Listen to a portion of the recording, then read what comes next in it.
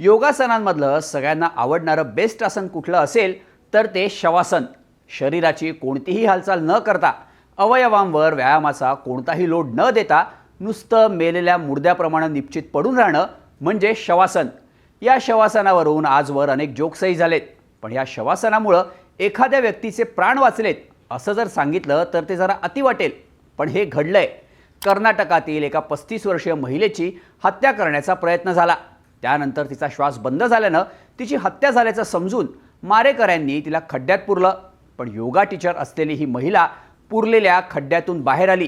तिनं पोलिसात तक्रार दाखल केली आणि त्यामुळं आरोपींना शिक्षाही झाली. या महिलेचे प्राण वाचले ते तिच्या योगासनांच्या स्किलमुळं आणि तिनं दाखवलेल्या प्रसंगावधानामुळं. कर्नाटकातल्या या योगा टीचरसोबत नक्की काय घडलं, तिचे प्राण नक्की कसे वाचले आणि प्राण वाचवण्यात तिला योगासनांच्या स्किलचा कसा फायदा झाला, तिच्या हत्येचा कट का करण्यात आला होता, त्याची स्टोरी सांगणारा हा व्हिडिओ. नमस्कार, मी शार्दूल आणि तुम्ही बघताय बोल भिडू. बंगळुरूमधल्या कृष्णराजपुरम भागात राहणारी 35 वर्षीय अर्चना ही योगा टीचर आहे. गेल्या काही वर्षांपासून ती योगाचे क्लासेस घेते. ती आपला पती आणि 2 मुलांसोबत कृष्णराजपुरम इथे राहते. 3 महिन्यांपूर्वी योगा शिकण्यासाठी म्हणून सतीश रेड्डी नावाचा माणूस अर्चनाकडे आला. तो अर्चनाकडून रेग्युलर योगाचे क्लास अटेंड करायला लागला. याच दरम्यान अर्चना आणि सतीशची चांगली ओळख झाली. 24 ऑक्टोबरला सतीशनं अर्चनाला बाहेर फिरायला जाण्याबद्दल विचारणा केली. सतीशशी चांगली ओळख झाल्यामुळं अर्चनाही त्याच्याबरोबर बाहेर फिरायला जाण्यासाठी तयार झाली. पण सतीशच्या डोक्यात दुसराच डाव शिजत होता. तो आधी अर्चनासोबत एका खासगी गाडीतून बागलूर शहरात फिरला. त्यानंतर चिक्कबल्लापूर इथल्या एका निर्जन स्थळी सतीश अर्चनाला घेऊन आला. तिथे त्याच्यासोबत आणखी 3 जण गाडीत बसले आणि त्यांनी अर्चनाला मारहाण करायला सुरुवात केली. अर्चना प्रतिकार करत होती, पण त्या चौघांपुढं तिचा निभाव लागत नव्हता. नंतर हळूहळू अर्चनाची शारीरिक हालचाल मंदावली. तिचा प्रतिकारही कमी झाला. तेव्हा सतीशनं एका केबलनं तिचा गळा आवळून तिची हत्या करण्याचा प्रयत्न केला. त्यानंतर अर्चनाचा श्वास पूर्णपणे बंद झाला.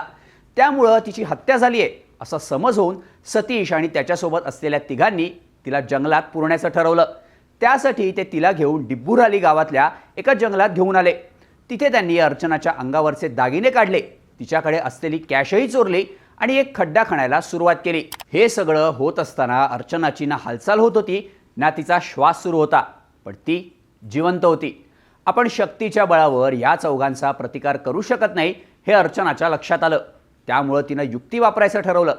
योगासनांमधलं श्वास रोखून धरण्याचं प्राणायामाचं स्किल तिनं वापरलं.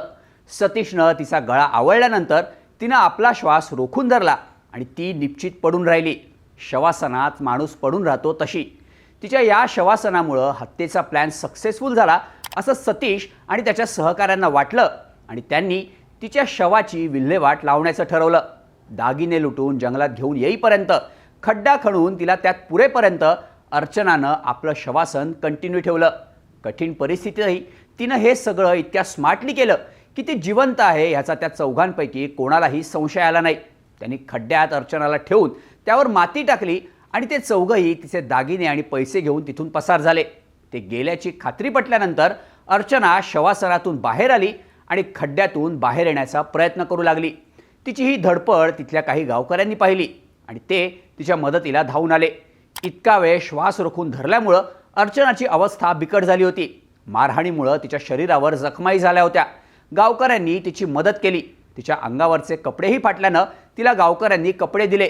हळूहळू अर्चना सावरली आणि गावकऱ्यांसोबत ती डिब्बुराली पोलीस स्टेशनमध्ये तक्रार दाखल करण्यासाठी गेली. पोलिसांनाही तिनं सांगितलेल्या सगळ्या प्रकाराचा धक्का बसला.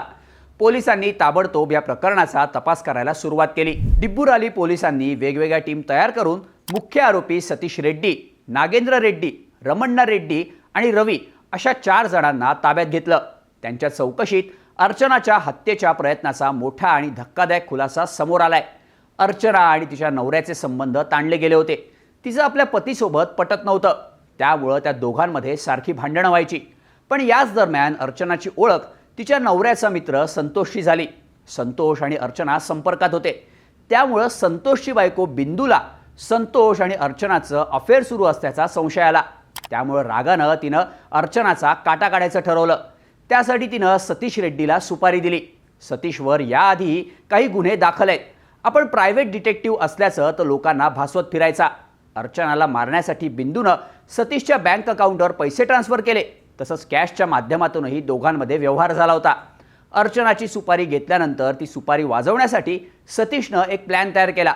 त्यानं योगा शिकण्याच्या बहाण्यानं अर्चनाकडे जायला सुरुवात केली. या दरम्यान तो अर्चनावर पाठ ठेवून होता. ती कुठे जाते, कधी जाते हे सगळं त्याला माहीत होतं. तब्बल 3 महिने त्याची अर्चनावर नजर होती. याच दरम्यान त्यानं अर्चनाशी मित्र म्हणून ओळख वाढवली. अर्चनाचाही सतीशवर विश्वास बसला. त्याच विश्वासातून 24 ऑक्टोबरला ती त्याच्यासोबत फिरायला जायला तयार झाली आणि तिच्यासोबत पुढचं सगळं घडलं. दरम्यान पोलिसांनी सतीश आणि इतर तिघांसोबत बिंदूलाही ताब्यात घेतलंय. बिंदू आणि सतीशमध्ये झालेल्या ऑनलाईन ट्रान्झॅक्शनचा पुरावाही पोलिसांच्या हाती लागलाय. दरम्यान सतीश आणि बिंदूनं आपला गुन्हा कबूल केलाय. ज्या गाडीतून सतीश अर्चनाला घेऊन गेला होता ती गाडी काही दिवसांपूर्वी कोप्पल परिसरातून चोरी झाल्याचं सांगण्यात येतंय. या सगळ्यांवर अपहरण, खुनाचा प्रयत्न आणि इतर कलमांखाली पोलिसांकडून गुन्हा दाखल करण्यात आलाय. दरम्यान अर्चनाची वैद्यकीय तपासणी करण्यात आली असून सध्या तिच्यावर उपचार सुरू आहेत. पण या सगळ्या प्रकरणानंतर अर्चनाच्या प्रसंगावधानाचं कौतुक होतंय. 4 जण आपल्याला मारहाण करत असताना, जीव वाचण्याची कोणतीही शक्यता नसताना अर्चनानं डोकं लावलं आणि योगाच्या स्किलचा जीव वाचवण्यासाठी वापर केला. योगासनं, प्राणायाम याचे वेगवेगळे फायदे आजवर अनेकदा ऐकले असतील, पण प्राणायाम आणि शवासनामुळं अर्चनानं आपले प्राण वाचवलेत हे सुद्धा तितकंच खरंय. आता यावरून योगा करायचा की नाही हे तुम्ही ठरवा. पण या संपूर्ण प्रकरणाबद्दल तुम्हाला काय वाटतं ते कमेंट करून नक्की सांगा. आणि अशाच माहितीपूर्ण व्हिडिओसाठी बोल व्हिडिओच्या यूट्यूब चॅनलला सबस्क्राईब करायला विसरू नका.